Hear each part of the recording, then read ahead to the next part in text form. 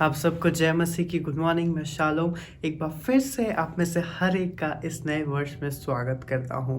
और जैसा कि हम जानते हैं कि ये नया साल नई खुशियां, नई होप्स और नई आशा लेके आया है। तो आइए बिना देरी करे हम आज के दिन को शुरू करते हैं, परमेश्वर की आशीष मांगते हैं और परमेश्वर के वचन में से एक पद पढ़ेंगे। Isaiah 43:19 Behold, I am doing a new thing. Now it springs forth. Do you not perceive it? I will make a way in the wilderness and river in the desert.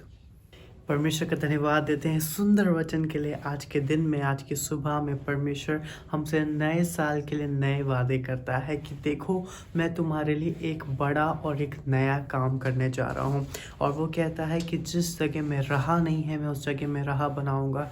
जिस जगह में, जैसे मरुस्थल में अगर पानी नहीं है तो मैं उस जगह में पानी पहुँचाऊँगा। मतलब जो चीज़ें हमने इस पिछले साल में बहुत सी नेगेटिव देखी हैं, पर परमेश्वर हमको आज के दिन में इंकरेज करना चाहता है कि वो इस साल को हमारी खुशियों से भर देगा। और जो हमने लैग बिहाइंड किया है, वो इस साल में हर एक चीज़ हमको रिन्यू करके देगा, नई करके देगा और उससे कहीं गुना आशीषित हमको करेगा।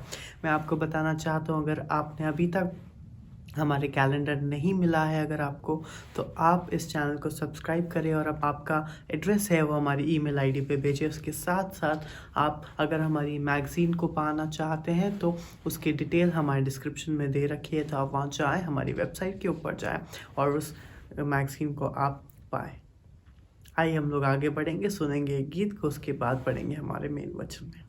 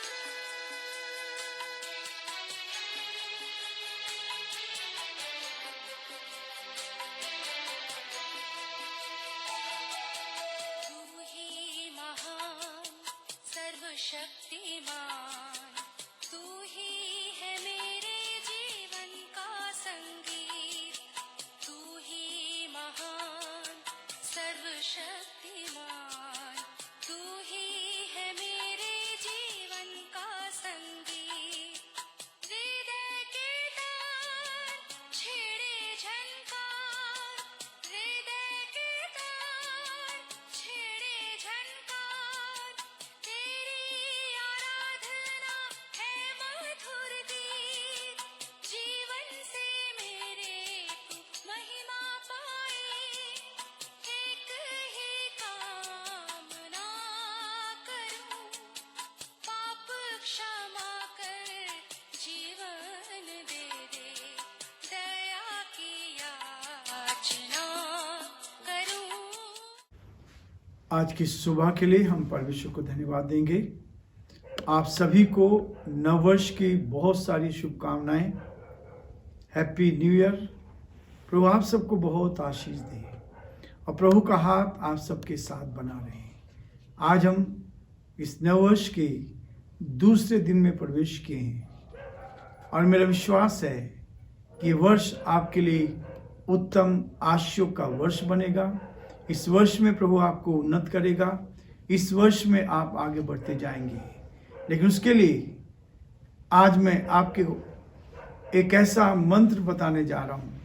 यदि आपने उसको ईमानदारी से किया, कठिन है लेकिन बहुत सारी बरकत, बहुत सारी आशीष आपके जीवन पर, आपके परिवार पर आएगी। प्रभु आप सबको आशीष दे ताकि हम प्रभु की महिमा करें।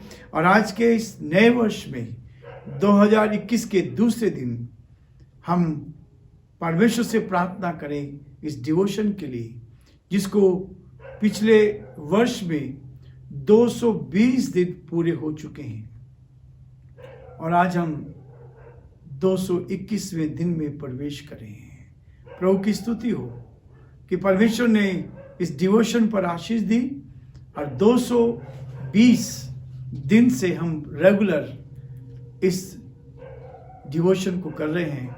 और प्रभु ने चाहा और यदि प्रभु की इच्छा हुई तो इस वर्ष भी हम कोशिश करेंगे ताकि संदेश को आप तक पहुंचा सके और आप प्रभु की महिमा कर सके। हम प्रार्थना करेंगे, हम अपनी आंखों को बंद करें और प्रभु परमेश्वर से आशीष को मांगे।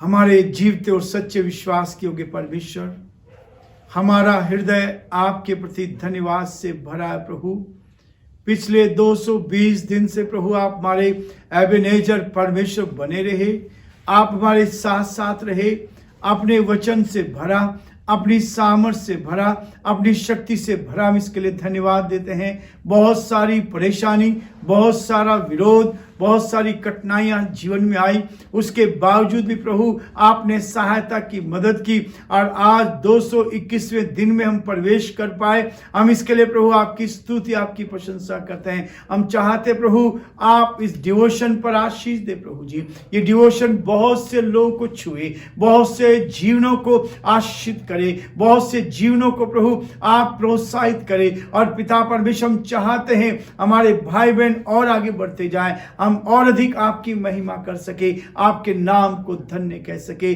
पिछले पूरे वर्ष के लिए आपको धन्यवाद और आज के इस दिन के लिए धन्यवाद प्रभु जी। इस नए वर्ष को हम देखने पाए, हम इसके लिए आपकी स्तुति, आपकी प्रशंसा करते हैं और चाहते हैं पिता परमेश्वर आपका दया का हाथ प्रभु जी साथ बना रहे। हम प्रार्थना विनती करते हैं प्रभु जी पास्टर बरकत मसीह के लिए, उनके परिवार के लिए प्रभु जी आपके अनुग्रह की दृष्टि चाहते हैं, आपके हाथ को चाहते हैं, आपकी सामर्थ को चाहते हैं, आपकी शक्ति को चाहते हैं प्रभु जी। अपनी सुरक्षा उनको दे, अपनी सुरक्षा का एहसास दे, अपने वचन से उनको भर दे, अपनी सामर्थ से भर दे। जो पिछले दिनों घटना घटी प्रभु, हम प्रार्थना करते हैं आपकी तसल्ली उनको मिल सके और इस परिवार में आनंद और खुशी आए। प्रभु हम जानते हैं पिता परमेश्वर आप अपने बच्चों को संभाल लेते हैं, अपने बच्चों की रक्षा करते हैं। हम चाहते हैं प्रभु हमारे प्रदेश पर आपके अनुग्रह की दृष्टि बनी रही, ये प्रदेश प्रभु निरंतर आगे बढ़ता जाए, इस प्रदेश के द्वारा आपके नाम को महिमा मिल सके और प्रभु यहाँ खुशहाली आए, यहाँ तरक्की आए और ये प्रदेश आगे बढ़ता जाए। हमारे मुख्यमंत्री अशोक गहलोत जी के लिए प्रार्थना करते हैं, आप उनको भी अच्छी सेहत दे, अपनी उपस्थिति का एहसास दे। हमारे देश के लिए, देश के प्रधानमंत्री नरेंद्र मोदी जी को भी आपके हाथों में सौंपते हैं, आप उनकी मदद करें, बुद्धि और ज्ञान से परिपूर्ण कर, ताकि इस देश का संचालन आपकी महिमा के लिए कर सके। बड़े आदर के साथ, दीनता, नम्रता के साथ इस प्रार्थना को अपने प्रभु, अपने उद्धारकर्ता यीशु मसीह के नाम से मांगते हैं, आमीन। आज जिस विषय को लेकर मैं आपके सामने आया हूं, क्योंकि नववर्ष है और नववर्ष में हम नववर्ष की शुरुआत कैसे करें जिससे कि हमें बरकत मिले, जिससे कि हमें आशीष मिले, जिससे कि हम और अधिक इस वर्ष में खुशहाल रहें, बीमारियों से बचे रहें, परेशानी कठिनाई से बचे रहें और प्रभु की सुरक्षा में हम कैसे आगे बढ़ सकते हैं। प्रातः काल का जागरण या मौन समय या क्वाइट टाइम, एक ऐसा समय जो हमें सुबह के समय परमेश्वर के चरणों में बिठाए, परमेश्वर के चरणों में लेकर आए। इससे पहले कि आप अपने दुनिया के काम करें, इससे पहले कि आप अपने काम पर जाएं, इससे पहले कि आप दिन भर के कार्य में आप व्यस्त हों, आप परमेश्वर के साथ प्रातः काल सुबह जल्दी उठकर मनन करें। क्वाइट टाइम, एक ऐसा समय जो अपने स्वर्गीय पिता से मिलने के लिए हम उसकी तारीफ करें। इससे पहले कि दिन की शुरुआत करें, इससे पहले कि इस वर्ष की शुरुआत करें, हम प्रातः काल उठकर परमेश्वर के चरणों में आ जाएं। और यह हमारे जीवन का रहस्य है।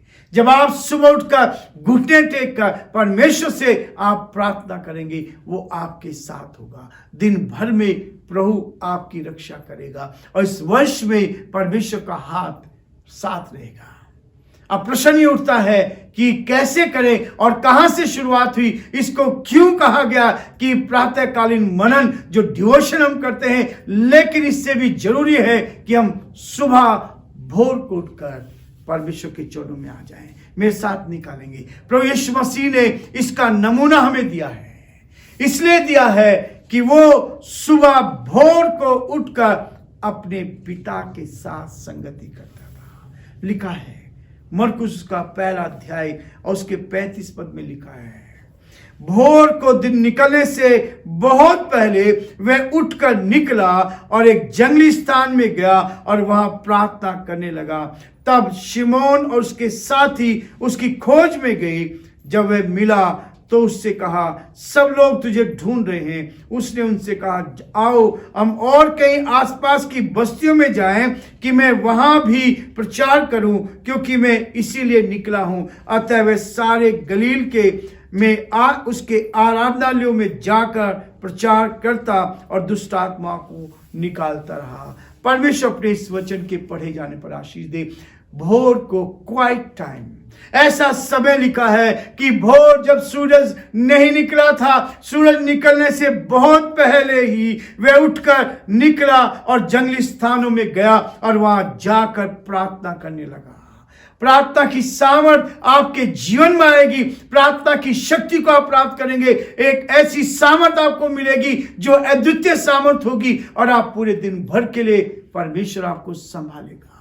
भोर को उठना इतना आसान नहीं है, भोर को उठकर उसके साथ बैठना इतना आसान नहीं है। इसलिए लूका ने भी इस बात को कहा। लूका उसका 21 अध्याय और उसके 38 पद में वो इस बात को कहता है, वह दिन को मंदिर में उपदेश करता था और रात को बाहर जाकर जैतून नामक पहाड़ पर रहा करता था, और भोर को तड़के सब लोग उसकी सुनने के लिए मंदिर में उसके पास आया करते थे। यीशु मसीह ने नमूना दिया, मंदिर में बैठकर उपदेश दे रहा है, मंदिर में बैठकर परमेश्वर के संदेश को दे रहा है। वो कहता है वह दिन में मंदिर में उपदेश करता था और रात को बाहर जाकर जैतून नाम पहाड़ पर रहा करता था। और लोग भोर के समय, सुबह के समय आते थे, सूरज निकलने से पहले, अपने कार्य पर जाने से पहले, इससे पहले कि आप अपने कार्य पर जाएं, वो सुबह का मनन जो हमारा है, प्रातःकालीन जो जागरण है, सुबह उठकर, शैतान नहीं चाहता कि हम सुबह उठकर परमेश्वर की आराधना करें, परमेश्वर के नाम को धन्य कहें। लेकिन यदि आप सुबह उठकर अपने कार्य में व्यस्त होने से पहले आप थोड़ा समय उस प्रभु के साथ बिताएंगे तो प्रभु क्या करेगा। यूहन्ना ने भी लिखा है, यूहन्ना उसका 8 अध्याय, यूहन्ना रचित सुसमाचार उसका 8वां अध्याय और उसके 2 पद में भी यूहन्ना कहता है, भोर को वह फिर मंदिर में आया और सब लोग उसके पास आए और वह बैठकर उन्हें उपदेश देने लगा। भोर को सुबह दिन निकलने से पहले, सूर्य उगने से पहले प्रभु मसीह उठ जाया करते थे।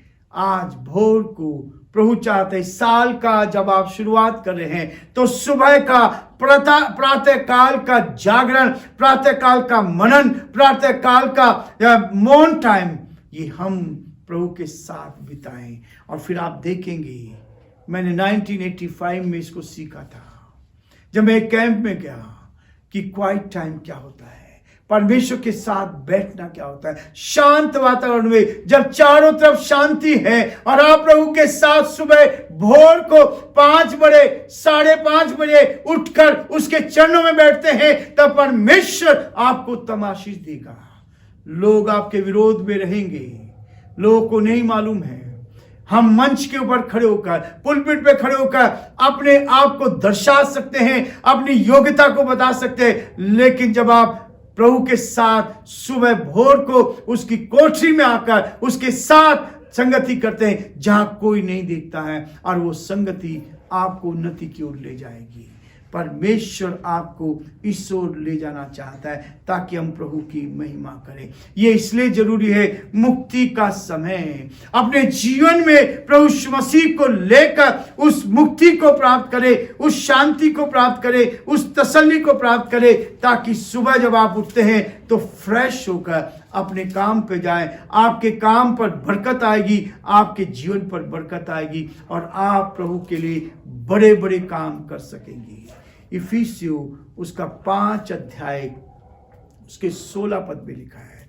इफिसियों 5:16 में लिखा है, अवसर को बहुमूल्य समझो क्योंकि दिन बुरे हैं। प्रियो, जीवन में उन्नति पानी है तो प्रभु के साथ सुबह मॉर्निंग के समय, सुबह से समय जब सब लोग सो रहे होते हैं, तब हम उठकर परमेश्वर की आराधना करें।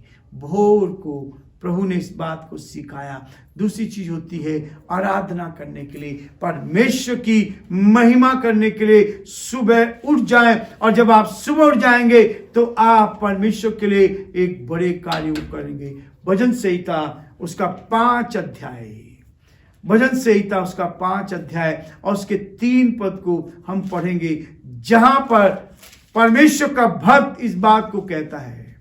5 अध्याय भजन संहिता उसके 3 पद में बहुत स्पष्ट कहता है, हे यहोवा, भोर को मेरी वाणी तुझे सुनाई देगी। ये नए वर्ष में मैं भोर को प्रार्थना करके तेरी बाट जाऊंगा।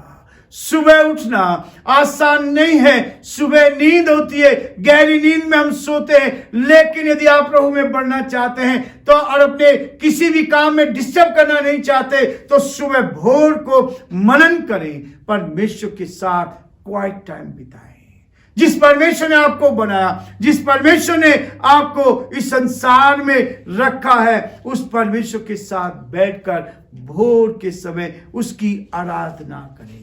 ये आराधना के लिए, ताकि हम उसकी आराधना आत्मा और सच्चाई से कर सके। भजन का 59 में, भजन 59 उसका 16 पद में भी वो इसी बात को कहता है। 59 और उसका 16 पद में कहता है, परंतु मैं तेरी सामर्थ का यश गाऊंगा और भोर को तेरी करुणा का जय जयकार करूंगा, क्योंकि तू मेरा ऊंचा गढ़ है और संकट के समय मेरा शरण स्थान ठहरा है। हमारा परमेश्वर हर परिस्थिति में हमारी मदद करने को तैयार रहता है। प्रभु के साथ संगति करने के लिए यह हमें दर्शाया गया। परमेश्वर की आज्ञा का पालन करने के लिए भोर को उठकर हम उसके वचन की पालना करें। सुबह प्रातःकालीन जिन्होंने सुबह उठकर परमेश्वर के साथ अपने समय को दिया है, उत्पत्ति उसका 22 अध्याय 3 पद में लिखा है, अतः अब्राहम सवेरे तड़के उठा और अपने गधे पर काठी कसकर अपने 2 सेवकों और अपने पुत्र इसाक को संग लिया और होम बलि के लिए लकड़ी चीर ली। तब निकलकर उस स्थान की ओर चला जिसकी चर्चा परमेश्वर ने उससे की थी। सुबह भोर को उठा परमेश्वर की आज्ञा पालन करने के लिए। परमेश्वर ने कहा था, जिस बेटे को 25 साल के बाद तूने प्राप्त किया है, जिससे तू बेहद प्यार करता है, यदि तू उससे प्यार करता है तो उसको क्या कर, मेरे लिए बलि कर दे। और अब्राहम चला, सुबह उठकर चला है परमेश्वर की आज्ञा का पालन करने के लिए, प्रतिदिन के कार्यों की पूर्ति के लिए। पूरे दिन भर हम परमेश्वर के कार्य को पूर्ण करने के लिए अपने जीवन में इस चीज को लेकर चलें। ऐसा करने से क्या होगा, हमारी कंगाली जाती रहेगी। यदि ऐसा नहीं करते तो क्या है, ऐसा ना करना कंगाली को लाता है। जीवन में तरक्की नहीं होती है, जीवन में हम निराश होते हैं, जीवन में हम दूसरों के विरोध में काम जो करने लगते हैं। इसलिए वो कहता है नीति वचन उसका 6 अध्याय, नीति वचन 6 अध्याय और उसके 9 पद में, जब सुबह नहीं उठते तो कहता, हे आलसी तू कब तक सोता रहेगा, तेरी नींद कब टूटेगी, कुछ और सो लेना, थोड़ी सी नींद, एक और झपकी, थोड़ा और छाती पर हाथ रख के लेटे रहना, तब तेरा कंगालपन रहा के लुटेरे के समान और तेरी घटी हथियार बंद के समान आ पड़ेगी। भोर को प्रभु के साथ रहने का मतलब है कंगाली को भगाना। आप परमेश्वर के लिए परमेश्वर से आशीष को प्राप्त करेंगे। यदि ऐसा नहीं कर रहे हैं मेरे प्रियो, मेरे भाइयों बहनों, सेवकों, प्रभु के दासों दासियों, परमेश्वर आपके जीवन पर इस बात को दर्शाना चाह रहा है। वो इस बात को कहता है प्रतिदिन के कार्यों की पूर्ति के लिए। नीति वचन उसका 31 अध्याय और उसके 15 पद में भी यहां कहता है, एक भली स्त्री क्या करती है, वह रात ही को उठ बैठती है और अपने घराने को भोजन खिलाती है और अपनी दासियों को अलग अलग काम दे देती है। भोर को उठकर सुबह परमेश्वर के साथ बैठना आनंद की भरपूरी है। प्रियो, इस वर्ष को हम शुरू कर रहे हैं। सुबह आप प्रातःकालीन मनन को लीजिए, परमेश्वर के वचन के साथ बैठ जाइए, उससे प्रार्थना करें, उसको धन्यवाद दे, इस दिन के लिए धन्यवाद दे, इस वर्ष के लिए धन्यवाद दे। ईश्वर ने आपको बनाया है, ईश्वर ने आपको जीवन दिया है, ईश्वर आपको ऊंचाई पर ले जाएगा। मेरे प्रियो, सुबह भोर को परमेश्वर के चरणों में बैठ जाएं।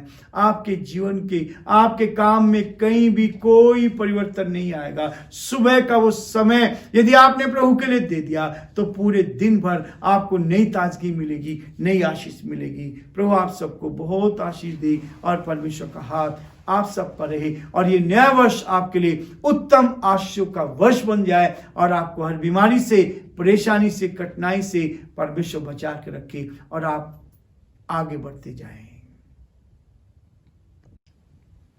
Thank you so much. अभी तक आप लोग हमारे साथ बने रहे। परमेश्वर का हाथ और आशीष आप में से हर एक के साथ बने रहे।